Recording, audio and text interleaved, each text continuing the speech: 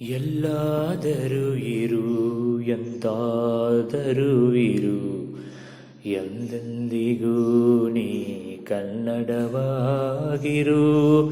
ಕನ್ನಡ ತಾಯಿಯ ಓ ಮುದ್ದಿನ ಕರು, ಕನ್ನಡವೇ ಸತ್ಯ, ಕನ್ನಡವೇ ನಿತ್ಯ. ಎಲ್ಲಾದರೂ ಇರು ಎಂತಾದರೂ ಇರು ಎಂದೆಂದಿಗೂ ನೀ ಕನ್ನಡವಾಗಿರು. ಕನ್ನಡ ತಾಯಿಯ ಓ ಮುದ್ದಿನ ಕರು, ಕನ್ನಡವೇ ಸತ್ಯ, ಕನ್ನಡವೇ ನಿತ್ಯ. ಎಲ್ಲ ಕನ್ನಡಿಗರಿಗೆ ಅನಂತ ಪ್ರಣಾಮಗಳು. ಪ್ರಿಯ ವಿದ್ಯಾರ್ಥಿಗಳೇ, ಏನಪ್ಪ ಈ ದಿನ ಗುರುಗಳು ಪಾಠ ಹೇಳೋದನ್ನು ಬಿಟ್ಟು ಏನು ಹಾಡ ಆಡ್ತಾ ಇದ್ದಾರ? ಇದು ಕನ್ನಡ ಬಳಕೆಯನ್ನು ಹೆಚ್ಚಿಸುವಂಥ ಒಂದು ಸಣ್ಣ ನಮ್ಮ ಪ್ರಯತ್ನ ಅಷ್ಟೇ. ಇದಕ್ಕೆ ನೀವು ಕೂಡ ಕೈ ಜೋಡಿಸ್ರಿ. ಕನ್ನಡವನ್ನು ಬಳಸೋಣ, ಬೆಳೆಸೋಣ, ಉಳಿಸೋಣ ಅನ್ನುವಂಥ ಮಾತನ್ನು ಹೇಳ್ತಾ, ಕಳೆದ ಕಾಲಾವಧಿಯಲ್ಲಿ ನಾವು ಲಂಡನ್ ನಗರವನ್ನು ಅಧ್ಯಯನ ಮಾಡ್ತಾ ಇದ್ವಿ.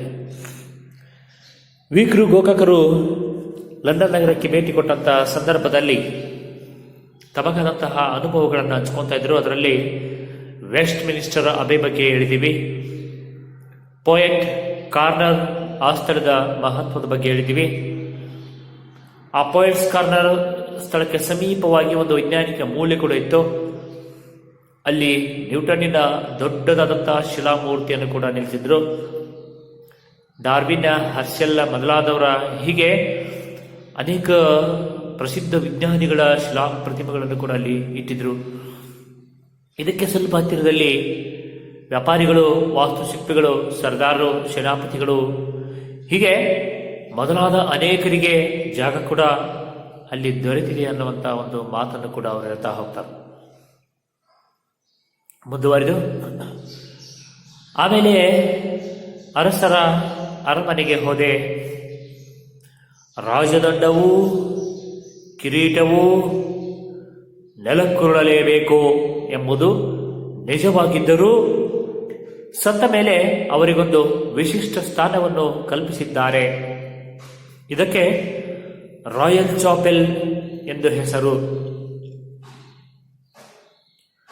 ಬೆನ್ ಜಾನ್ಸನ್ನನ್ನು ಜನರು ತುಳಿದಾಡುತ್ತಾ ನಡೆಯುತ್ತಾರೆ. ಈ ರಾಜಮಂದಿರದಲ್ಲಿ ಸಿಂಹದದಿಯ ರಿಚರ್ಡ್, ಎರಡನೇ ಎಡ್ವರ್ಡ್, ಅರ್ಲ್ ಆಫ್ ಸ್ಟಾಫೋರ್ಡ್, ರಾಣಿ ಎಲಿಜಬೆತ್, 1ನೇ ಜೇಮ್ಸ್ ಮೊದಲಾದ ಅರಸಿಯರು ಹೊರಗಿದ್ದಾರೆ. ಮುಖ್ಯತಃ ಗೋರಿಯ ಮೇಲೆ ಆ ವ್ಯಕ್ತಿಯು ಮಲಗಿಕೊಂಡಂತೆ ಮೂರ್ತಿಯನ್ನು ಕಟ್ಟದಿದ್ದಾರೆ. ಈ ಗೋರಿಗಳ ನಡುವೆ ಆಯ್ದು ಅರಸರ ಪ್ರಾರ್ಥನಾ ಮಂದಿರಕ್ಕೆ ಹೋಗಬಹುದು. ಇಲ್ಲಿಯ ಕೆತ್ತನೆಯ ಕೆಲಸವೆಲ್ಲ ಬಂಗಾರದ ಬಣ್ಣದಲ್ಲಿಯೇ ಆಗಿವೆ.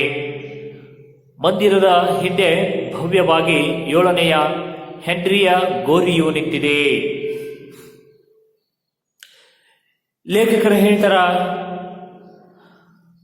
ತದನಂತರ ಅರಸರ ಅರಮನೆಗೆ ಹೋಗ್ತಾರ. ಅರಸರ ಅರಮನೆಯಲ್ಲಿ ಅರಸರಿಗೆ ಸಂಬಂಧಪಟ್ಟಂತಹ ರಾಜದಂಡ ಕೂಡ ಇತ್ತು.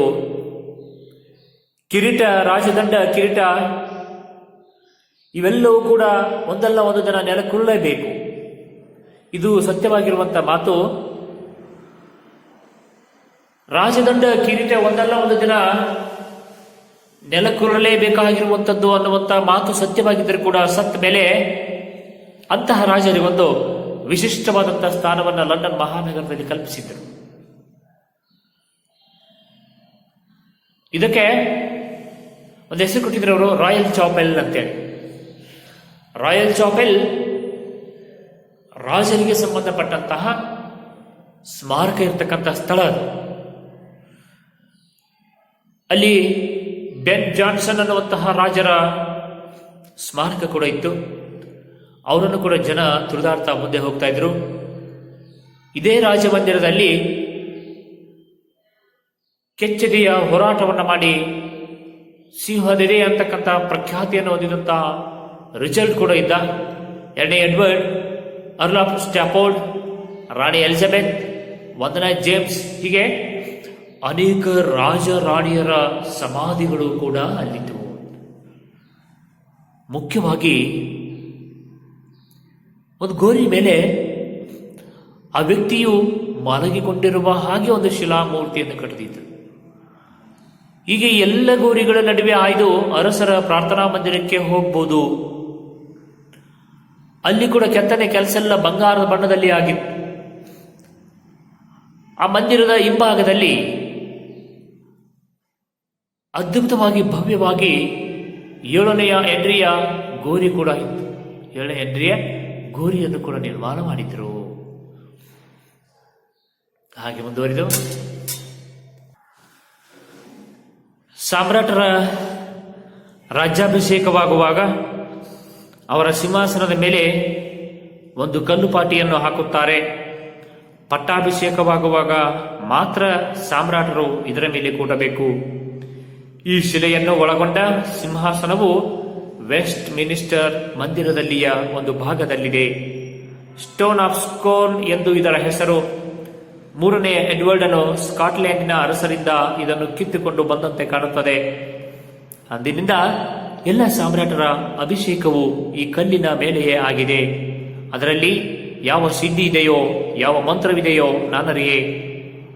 ಇಂಗ್ಲೆಂಡಿನ ಅತುಲ ವೈಭವವನ್ನು ನೋಡಿದರೆ ಇಂಥದ್ದೊಂದು ವಿಶೇಷವೇನಾದರೂ ಅದರಲ್ಲಿರಬೇಕೆನಿಸುತ್ತದೆ.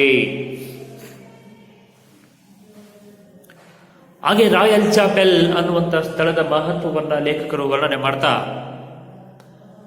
ಅಲ್ಲಿಯ ಅರಸರ ಪಟ್ಟಾಭಿಷೇಕವಾಗುವಂತಹ ಸಂದರ್ಭದಲ್ಲಿ ಅವರು ಕುಳಿತುಕೊಳ್ಳುವಂತಹ ಸಿಂಹಾಸನದ ಮೇಲೆ ಒಂದು ಕಲ್ಲುಪಾಟಿಯನ್ನು ಹಾಕ್ತಾ ಇದ್ರು. ಕಲ್ಲುಪಾಟಿ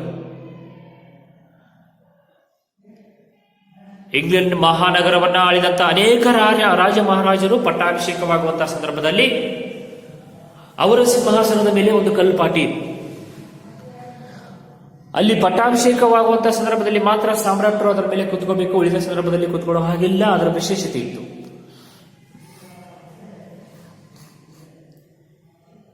ಈ ಒಂದು ಶಿಲೆಯನ್ನು ಒಳಗೊಂಡಂತಹ ಸಿಂಹಾಸನ ಕೂಡ ವೆಸ್ಟ್ ಮಿನಿಸ್ಟರ್ ಅನ್ನುವಂತಹ ಪ್ರಾರ್ಥನಾ ಮಂದಿರದಲ್ಲಿ ಒಂದು ಭಾಗದಲ್ಲಿ ಇತ್ತು. ಅದಕ್ಕೆ ಸ್ಟೋನ್ ಆಫ್ ಸ್ಕೋನ್ ಅಂತ ಕರಿತೇವೆ. ಏನು ಈ ಸ್ಟೋನ್ ಆಫ್ ಸ್ಕೋನ್ದ ಒಂದು ವಿಶೇಷತೆ ಅಂದರೆ ಕಲ್ಲುಪಾಟಿ.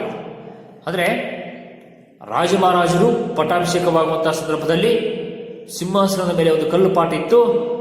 ಪಟ್ಟಾಭಿಷೇಕವಾಗುವಾಗ ಮಾತ್ರ ಸಾಮ್ರಾಟ ಅದರ ಮೇಲೆ ಕೂತ್ಕೋಬೇಕು. ಅದಕ್ಕೆ ಸ್ಟೋನ್ ಆಫ್ ಸ್ಕೋನ್ ಅಂತಕ್ಕಂಥ ಒಂದು ಹೆಸರಿನಿಂದ ಕರೀತಾ ಇದೆ.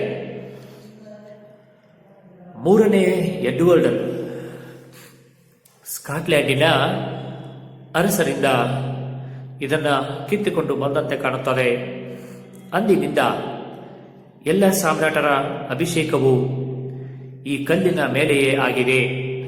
ಅದರಲ್ಲಿ ನೋಡಿ, ಸ್ಟೋನ್ ಆಫ್ ಸ್ಕೋನ್ ವಿಶೇಷತೆಯನ್ನು ಹೇಳ್ತಾ, ಈ ಸ್ಟೋನ್ ಆಫ್ ಸ್ಕೋನ್ ಅಂತಕ್ಕಂಥ ಒಂದು ಕಲ್ಲುಪಾಟಿಯನ್ನ 2ನೇ ಎಡ್ವರ್ಡ್ ಆ ಸ್ಕಾಟ್ಲೆಂಡಿನ ಅರಸರಿಂದ ಅದನ್ನು ಕಿತ್ಕೊಂಡು ಬಂದಿರುವಂತೆ ಕಾಣ್ತಾ ಇದೆ. ಸ್ಕಾಟ್ಲೆಂಡ್ನ ಅರಸರಿಂದ ಅದನ್ನು ಕಿತ್ಕೊಂಡು ಬಂದಿದ್ದ ಸ್ಟೋನ್ ಆಫ್ ಸ್ಕೋನ್ ಅಂತಕ್ಕಂಥ ಒಂದು ಕಲ್ಲುಪಾಟಿಯನ್ನು ಅಂದಿನಿಂದ ಆ ಇಂಗ್ಲೆಂಡ್ ದೇಶದಲ್ಲಿ ಯಾವುದೇ ರಾಜ ಮಹಾರಾಜರ ಪಟ್ಟಾಭಿಷೇಕ ಆದರೂ ಕೂಡ ಇದೇ ಕಲ್ಲಿನ ಮೇಲೆ ಆಗ್ತಾ ಇತ್ತು. ಜನರಲ್ಲಿ ಒಂದು ನಂಬಿಕೆ ಇತ್ತು. ಅಲ್ಲಿಯ ಜನರಲ್ಲಿ ಈ ಸ್ಟೋನ್ ಆಫ್ ಸ್ಕೋನ್ ಅಂತಕ್ಕಂಥ ಕಲ್ಲುಪಾಟಿಯಲ್ಲಿ ಯಾವುದೋ ಒಂದು ಮಂತ್ರಶಕ್ತಿ ಇದೆ, ಯಾವುದೋ ಒಂದು ಸಿದ್ಧಿ ಇದೆ, ಯಾವುದೋ ಒಂದು ತಂತ್ರ ಇದೆ ಅನ್ನುವಂಥ ಒಂದು ನಂಬಿಕೆ ಇತ್ತು. ಆದರೆ ಅದರಲ್ಲಿ ಏನಿದೆ ನನಗೆ ಮಾತ್ರ ಗೊತ್ತಿಲ್ಲ ಅನ್ನುವಂಥ ಮಾತ್ರ ಲೇಖಕರು ಹೇಳ್ತಾರೆ. ಆದರೆ ಇಂಗ್ಲೆಂಡ್ ದೇಶದ ಅತ್ಯದ್ಭುತವಾದಂಥ ವೈಭವವನ್ನು ನೋಡಿದರೆ ಇಂಥದ್ದೇನಾದರೂ ಒಂದು ವಿಶೇಷತೆ ಕಲ್ಲುಪಾಟಿ ಒಳಗೆ ಇರಬಹುದು ಅನ್ನುವಂತಹ ಅನುಮಾನ ಕೂಡ ನನ್ನಲ್ಲಿ ಬಂತು ಅನ್ನುವಂಥದ್ದನ್ನು ಲೇಖಕರು ಹೇಳ್ತಾರೆ.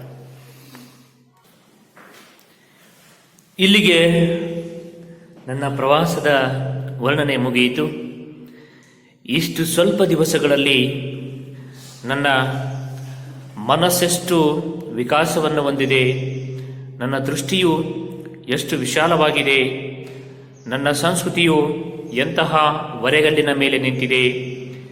ಇದನ್ನೆಲ್ಲ ನೆನೆಸಿದಾಗ ಪ್ರವಾಸವು ಶಿಕ್ಷಣದ ಒಂದು ಭಾಗವಾಗಿದೆ ಎಂದು ಬೆಕನನ್ನು ಹೇಳಿದ ಮಾತು ನೆನಪಾಗುತ್ತದೆ. ಮನೆ ಹಿಡಿದು ಇರುವ ತರುಣನ ಬುದ್ಧಿ ಮನೆಯ ಮಟ್ಟದ್ದೇ ಎಂಬ ಶೇಕ್ಸ್ಪಿಯರ್ನ ನುಡಿಯು ಮನಸ್ಸಿನಲ್ಲಿ ಮೂಡುತ್ತದೆ. ಪ್ರಿಯ ವಿದ್ಯಾರ್ಥಿಗಳೇ, ವಿಕ್ರು ಗೋಕಾಕರು ಲಂಡನ್ ನಗರದ ಪ್ರವಾಸದ ಅನುಭವಗಳನ್ನು ಹಂಚ್ಕೋತಾ ಅಲ್ಲಿಯ ಪ್ರಮುಖವಾದಂತಹ ಸ್ಥಳಗಳ ಮಹತ್ವವನ್ನು ವರ್ಣನೆ ಮಾಡ್ತಾ ಕೊನೆಯಲ್ಲಿ ಅವರು ಹೇಳ್ಕೊತಾರ, ಇಷ್ಟೆಲ್ಲ ಸ್ಥಳಗಳನ್ನು ನೋಡಿದ ಮೇಲೆ ನನ್ನ ಲಂಡನ್ ಮಹಾನಗರದ ಪ್ರವಾಸ ಕೂಡ ಅಲ್ಲಿಗೆ ಮುಕ್ತಾಯ ಆಯ್ತಂತ ಅನ್ನುವಂಥ ಮಾತನ್ನು ಹೇಳ್ತಾರ.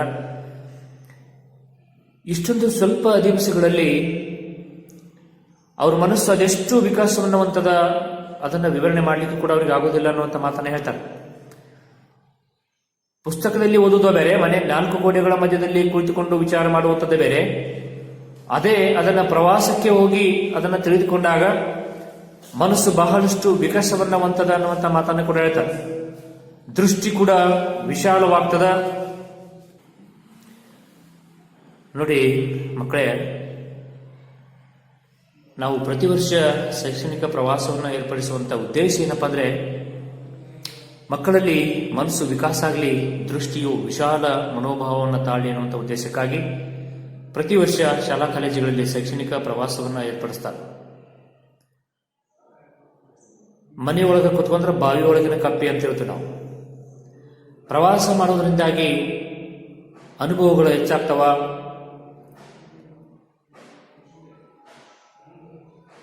ಹೊಸ ಹೊಸ ವಿಚಾರಗಳು ಮನಸ್ಸಲ್ಲಿ ಮೂಡ್ತವ, ಆ ಸ್ಥಳದ ಪ್ರಸ್ತುತ ಮಾಹಿತಿ ಮತ್ತೆ ಆ ಸ್ಥಳದ ಸಂಪೂರ್ಣವಾಗಿರುವಂತಹ ಒಂದು ದತ್ತಾಂಶಗಳು ಕೂಡ ನಮಗೆ ದೊರಕ್ತಾವ.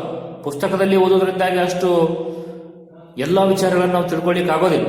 ಅದೇ ಪುಸ್ತಕದಲ್ಲಿ ಓದುವಂಥದ್ದನ್ನು ನಾವು ಪ್ರವಾಸಕ್ಕೆ ಹೋಗಿ ಆ ಸ್ಥಳವನ್ನು ಗಮನಿಸಿದಾಗ ನಮಗೆ ಅದರ ಸಂಪೂರ್ಣವಾಗಿರುವಂತಹ ಚರಿತ್ರೆ ನಮ್ಮ ಕಣ್ಣು ಮುಂದೆ ಬಂದು ಹೋಗ್ತದೆ. ಪುಸ್ತಕದಲ್ಲಿ ಇರುವಂಥದ್ದು ಸರಿನೋ ತಪ್ಪೋ ಅನ್ನುವಂಥದ್ದು ನಿಮ್ಗೆ ಅಲ್ಲಿ ಹೋಗಿ ನೋಡಿದಾಗ ಗೊತ್ತಾಗ್ತದೆ. ಅದಕ್ಕಾಗಿ ಪ್ರವಾಸವನ್ನು ಏರ್ಪಡಿಸ್ತಾ ಹೋಗ್ತಾರೆ. ಹಾಗೆ ಇಲ್ಲಿ ಲೇಖಕರು ಹೇಳ್ತಾರ, ಲಂಡನ್ ಮಹಾನಗರದ ಪ್ರವಾಸವನ್ನ ಮಾಡೋದ್ರಿಂದಾಗಿ ನನ್ನ ಮನಸ್ಸು ಮೊದಲು ಬಹಳ ಸಂಕುಚಿತಗೊಂಡಿತ್ತು. ಆ ಪ್ರವಾಸವನ್ನು ಕೈಗೊಂಡಾದ್ಮೇಲೆ ನನ್ನ ಮನಸ್ಸು ಬಹಳ ವಿಕಾಸವನ್ನು ಹೊಂದಿತು. ದೃಷ್ಟಿ, ಥಿಂಕಿಂಗ್ ಪವರ್, ವಿಚಾರ ಮಾಡುವಂತ ಶೈಲಿ ಕೂಡ ಬದಲಾವಣೆ ಆಯಿತು.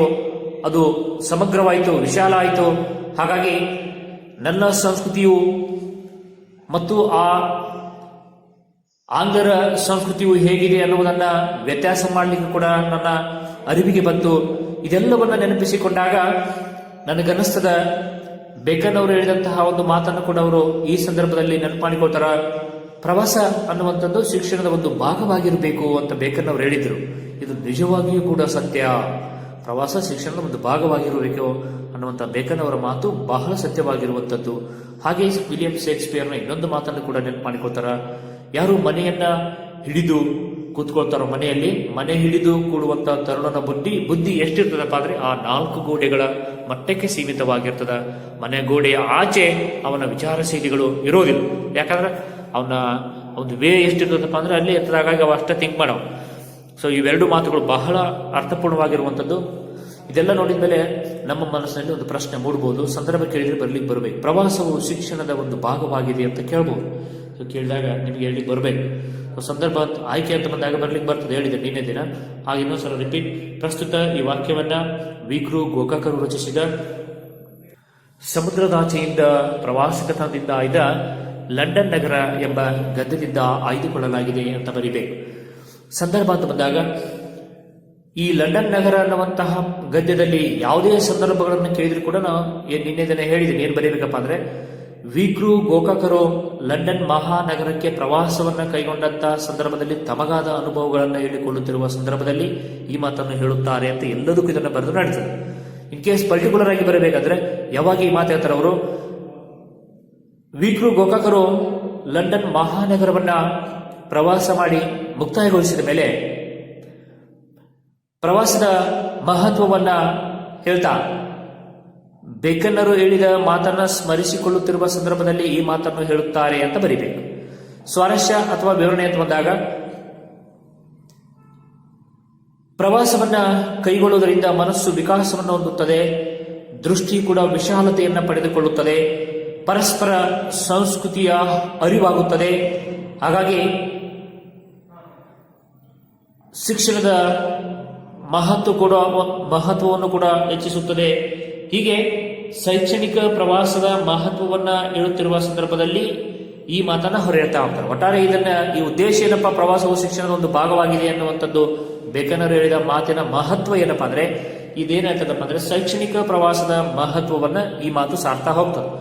ಇನ್ನೊಂದು ಕೂಡ ಕೇಳಬಹುದು, ಮನೆ ಹಿಡಿದು ಇರುವ ತರುಣನ ಬುದ್ಧಿ ಮನೆಯ ಮಟ್ಟದ್ದೇ, ವಿಲಿಯಂ ಶೇಕ್ಸ್ಪಿಯರ್ ಹೇಳಿದಂತ ಮಾತು. ಆದ್ರೆ ಇಲ್ಲಿ ಅದನ್ನು ಯಾರು ಸ್ಮರಿಸಿಕೋತಾರೆ ಅಂದ್ರೆ ನಮ್ಮ ಲೇಖಕರು ಸ್ಮರಿಸಿಕೋತಾರೆ. ಆಕೆ ಬರೀಬೇಕು. ಸಂದರ್ಭ ಅಂತ ಬಂದಾಗ ಲೇಖಕರು ಶೈಕ್ಷಣಿಕ ಪ್ರವಾಸದ ಮಹತ್ವವನ್ನ ವಿವರಿಸುತ್ತಿರುವ ಸಂದರ್ಭದಲ್ಲಿ ವಿಲಿಯಂ ಶೇಕ್ಸ್ಪಿಯರ್ನ ಮಾತನ್ನ ಉದಾಹರಿಸಿ ಈ ಮಾತನ್ನು ಹೇಳಿದ್ದಾರೆ ಅಂತ ಬರೀಬೇಕು. ಸ್ವಾರಸ್ಯ ಅಂತ ಬಂದಾಗ, ಪ್ರವಾಸ ಮಾಡುವುದರಿಂದಾಗಿ ಮನಸ್ಸು ವಿಕಾಸ ಹೊಂದುತ್ತದೆ, ದೃಷ್ಟಿಯು ವಿಶಾಲತೆಯನ್ನ ಪಡೆದುಕೊಳ್ಳುತ್ತದೆ. ಆದರೆ ಪ್ರವಾಸವನ್ನು ಕೈಗೊಳ್ಳದೆ 4 ಗೋಡೆಗಳ ಮಧ್ಯದಲ್ಲೇ ಇರುವಂತಹ ವ್ಯಕ್ತಿಯ ಬುದ್ಧಿ ಬಹಳ ಸಂಕುಚಿತಾರ್ಥವನ್ನ ಹೊಂದಿರುತ್ತದೆ. ಆದ್ದರಿಂದ ಪ್ರವಾಸವನ್ನ ಕೈಗೊಳ್ಳಬೇಕು ಎಂಬುದನ್ನು ಸ್ವಾರಸ್ಯಪೂರ್ಣವಾಗಿ ವರ್ಣನೆ ಮಾಡ್ತಾ ಹೋಗ್ತಾರೆ. ವಿದ್ಯಾರ್ಥಿಗಳು, ಇಲ್ಲಿಗೆ ನಿಮ್ಮ ಈ ಲಂಡನ್ ಮಹಾನಗರ ಅನ್ನುವಂತಹ ಒಂದು ಗದ್ಯ ಮುಕ್ತಾಯ ಆಯಿತು. ಹಾಗಾದ್ರೆ ಒಂದಿಷ್ಟು ಪ್ರಶ್ನೆಗಳನ್ನ ನಾನು ಕೇಳ್ತಾ ಹೋಗ್ತೇನೆ. ಎಲ್ಲ ಮಕ್ಕಳು ರೆಡಿ ಇದ್ದೀರಲ್ಲ? ಓಕೆ, ಪ್ರಶ್ನೆ ನೋಡಿ ವಿದ್ಯಾರ್ಥಿಗಳೇ. ಲಂಡನ್ ಮಹಾನಗರದಲ್ಲಿ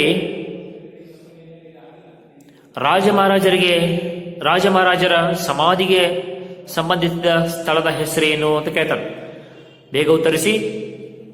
ಒಂದಿಷ್ಟು ಸೆಕೆಂಡ್ಗಳ ಕಾಲಾವಕಾಶ ಇರ್ತದೆ. ಉತ್ತರ ಎಲ್ಲರಿಗೂ ಅರ್ಥ ಆಯ್ತು ಅಂತ ಅನ್ಕೊಳ್ತೀನಿ. ಹಾಗೆ ಉತ್ತರವನ್ನು ನೋಡೋದಾದ್ರೆ ರಾಯಲ್ ಚಾಪೆಲ್. ವಾಕ್ಯ ರೂಪದಾಗ ಬರೀಬೇಕು, ಮತ್ತೆ ನಾನು ಹೇಳಿದಂಗೆ ಹಂಗೆ ಬರೀಬಾರ್ದು. ಲಂಡನ್ ಮಹಾನಗರದ ಇನ್ನೊಂದು ಪ್ರಶ್ನೆ, ಲಂಡನ್ ಮಹಾನಗರದ ಸಾಮ್ರಾಟರ ರಾಜ್ಯಾಭಿಷೇಕವಾಗುವ ಸಿಂಹಾಸನದ ಮೇಲಿರುವ ಕಲ್ಲುಪಾಟಿಯ ಹೆಸರೇನು ಅಂತ ಕೇಳ್ತಾರೆ. ಉತ್ತರ ಹೇಳ್ರಾಗಾದ್ರೆ ಬೇಗ ಯೋಚನೆ ಮಾಡಬೇಕು. ಉತ್ತರ ರೆಡಿ ಐತಲ್ಲ? ಹಾಗಾದ್ರೆ ಉತ್ತರವನ್ನು ನೋಡೋದಾದ್ರೆ ಸ್ಟೋನ್ ಆಫ್ ಸ್ಕೋನ್. ಇನ್ನೊಂದು ಪ್ರಶ್ನೆ, ಪ್ರವಾಸವನ್ನು ಕುರಿತು ಬೇಕನ್ನರು ಹೇಳಿದ ಮಾತೇನು ಅಂತ ಕೇಳ್ತಾರೆ. ಪ್ರವಾಸದ ಕುರಿತು ಬೇಕನ್ನರು ಹೇಳಿದ ಮಾತುಗಳೇನು?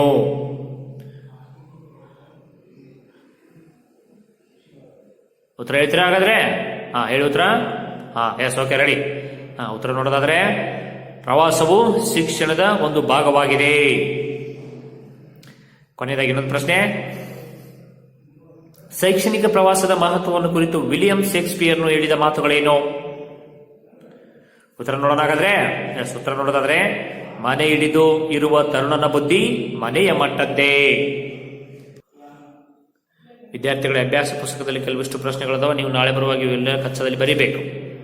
ಒಂದು ವಾಕ್ಯದಲ್ಲಿದ್ದಾವ. ನಾ ಪಾಠ ಹೇಳುವಾಗ ಇವೆಲ್ಲವುಗಳನ್ನು ಹೇಳ್ತಾ ಬಂದಿದ್ದೇನೆ ನೋಡಿ. 2-3 ವಾಕ್ಯದಲ್ಲಿದ್ದಾವ. ಹಾಗೆ 8 ವಾಕ್ಯದಲ್ಲಿ 2 ಇದಾವ. ಸಂದರ್ಭದಲ್ಲಿ 4 ಇದಾವ. ಬೆಟಸ್ರದ ವಿದ್ಯಾರ್ಥಿಗಳನ್ನ ನೋಡಿ ಗಮನಿಸಿ. ಲಂಡನ್ ಪಟ್ಟಣವೆಂದರೆ ಒಂದು ಡ್ಯಾಶ್ ಜಗತ್ತು.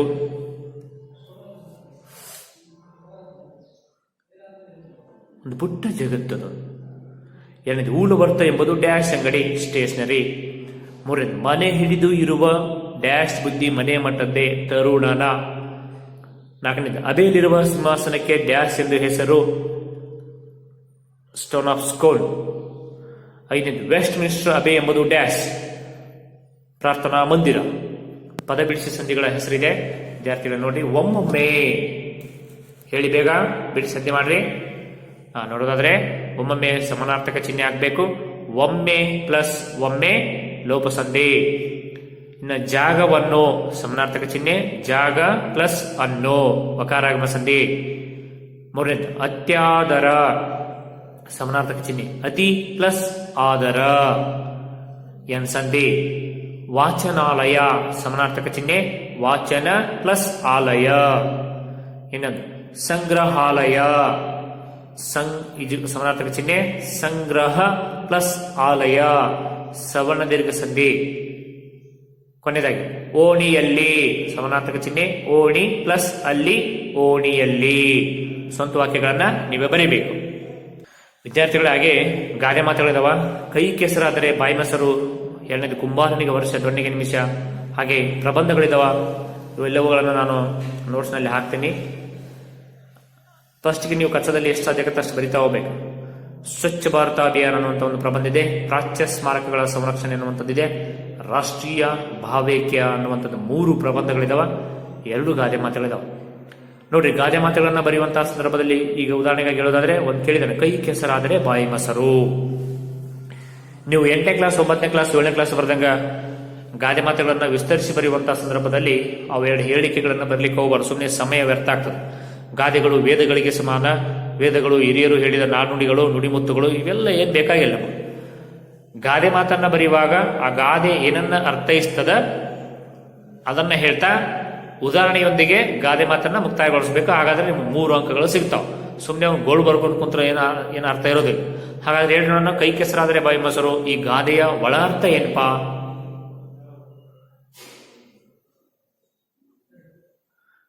ಈ ಗಾದೆಯ ಒಳ ಅರ್ಥ ಏನು? ಕೈ ಕೆಸರಾದರೆ ಬಾಯಿ ಮೊಸರು ಗೊತ್ತಾಯ್ತಾ ಎಲ್ಲರಿಗೂ? ದೊಡ್ಡದಾಗೆಲ್ಲ 1-2 ಪದಗಳಲ್ಲಿ ಹೇಳ್ಬೋದು ಅದನ್ನು. ಕೈ ಕೆಸರಾದರೆ ಬಾಯಿ ಮೊಸರು. ನೋಡಿ, ಮೊದಲನೇ ಪ್ಯಾರ ಮಾಡಬೇಕು. ಪರಿಶ್ರಮದ ಮಹತ್ವವನ್ನು ಕುರಿತು ಈ ಗಾದೆಯು ಅರ್ಥೈಸುತ್ತದೆ. ಪರಿಶ್ರಮದ ಮಹತ್ವ. ಕೈ ಕೆಸರು ಮಾಡ್ಕೊಂಡ್ರೆ ಬಾಯಿ ಮೊಸರು ಬರ್ತದಂದ್ರ ಅರ್ಥ ಏನಪ್ಪಾ ಅಂದ್ರೆ ಪರಿಶ್ರಮ ಪಡಬೇಕು ಅಂತ ಅರ್ಥ. ಅಥವಾ ಪ್ರಯತ್ನಕ್ಕೆ ತಕ್ಕಂತೆ ಫಲ ಸಿಗುತ್ತದೆ ಅನ್ನುವುದನ್ನು ಈ ಗಾದೆ ಅರ್ಥೈಸುತ್ತದೆ ಅಂತ ಬರೀಬೇಕು. ನೆಕ್ಸ್ಟ್ 2ನೇ ಪ್ಯಾರ ಮಾಡಬೇಕು. ನಾವು ಯಾವುದೇ ಒಂದು ಕಾಯಕವನ್ನ ಕಷ್ಟಪಟ್ಟು ಬಹಳ ಶ್ರಮವಹಿಸಿ ಆ ಕಾರ್ಯವನ್ನು ಕೈಗೊಂಡಾಗ ಆ ಕಾರ್ಯವು ಯಶಸ್ವಿಯಾಗುತ್ತದೆ. ಅದರಿಂದ ನಮಗೆ ಪ್ರತಿಫಲವು ದೊರಕುತ್ತದೆ. ಉದಾಹರಣೆಗಾಗಿ ವಿದ್ಯಾರ್ಥಿಯ ದೆಸೆಯಲ್ಲಿರುವಂತಹ ನಾವುಗಳು ಬಹಳಷ್ಟು ಕಷ್ಟಪಟ್ಟು ಪ್ರಯತ್ನಪಟ್ಟು ಉತ್ತಮವಾಗಿ ಓದಿದರೆ ಕೊನೆಯಲ್ಲಿ ಮೊಸರಿನ ರೂಪದಲ್ಲಿ ಅಂಕಗಳನ್ನು ಗಳಿಸಿಕೊಳ್ಳಬಹುದು. ಹೀಗೆ ಗಾದೆ ಮಾತುಗಳನ್ನು ಬರಿತಾ ಹೋಗಬೇಕು. ಅರ್ಥ ಆಯ್ತಲ್ಲ ವಿದ್ಯಾರ್ಥಿಗಳೇ? ನಿಮ್ಗೇನು ಅರ್ಥ ಆಗುದಿಲ್ಲ ಕೇಳ್ರಿ. ಈ 3 ಗಾದೆ ಮಾತುಗಳು, 2 ಗಾದೆ ಮಾತು, 3 ಪ್ರಬಂಧವನ್ನು ಬರಿತಾ ಹೋಗ್ಬೇಕು. ಕಚ್ಚಗಳ ಬರೀಬೇಕು. ನಾ ಮತ್ತೆ ಕೊನೆಗೆ ಹಾಕ್ತೀನಿ ಇದನ್ನೆಲ್ಲ ನೋಟ್ಸ್ನಲ್ಲಿ. ಹೋಗಿ ಮತ್ತೆ ನೀವು ಬರೆಯುವಂತೆ. ಓಕೆ ವಿದ್ಯಾರ್ಥಿಗಳೇ, ಈ ಪಾಠ ಸಂಪೂರ್ಣವಾಗಿ ಅರ್ಥ ಆಗಿದೆ ಎಲ್ಲರಿಗೂ? ಮುಂದಿನ ಕಾಲಾವಧಿಯಲ್ಲಿ ಮುಂದಿನ ಒಂದು ಗದ್ಯ ಅಥವಾ ಪದ್ಯವನ್ನು ಅಧ್ಯಯನ ಮಾಡ್ತಾ ಹೋಗೋಣ. ಅಲ್ಲಿವರೆಗೆ ಎಲ್ಲರಿಗೂ ಧನ್ಯವಾದಗಳು. ಶುಭ ಮಧ್ಯಾಹ್ನ.